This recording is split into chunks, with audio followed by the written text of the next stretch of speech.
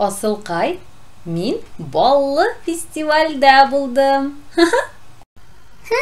Кызык, андый фестивальдә буламыни?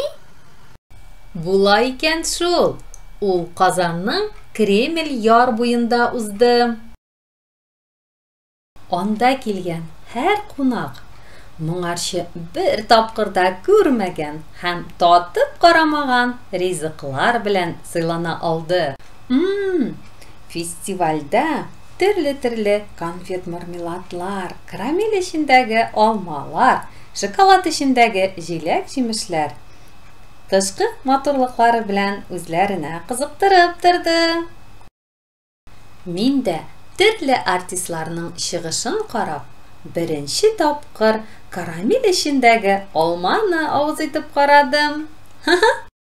Шулай ук ул көнне кояш баеганчы гүзәл Кремль яр буен күзәттем. Казанцы елгасына карап сыкландым.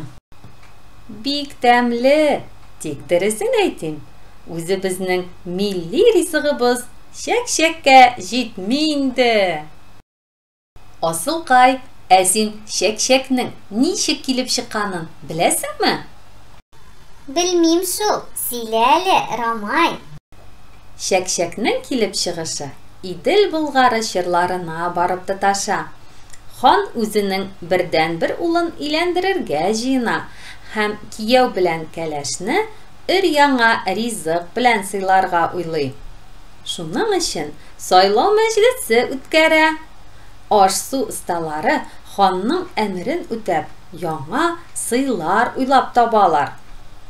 Хан озак уйлаганнан соң бер көтүче хатыны әзерләгән ниъмәтне сайлап ала. Ул иң гади әйберләрдән йомырка, он һәм балдан әзерләнгән. Һәм аңа Чәк-чәк дигән исем бирелгәнме? Әйе, нәкъ шулай, Асылкай. Әйдә, чәк-чәк белән тәмләп чәй эчик әле. Дусларым, сезнең дә чәйләрегез тәмле булсын. Хушыгыз!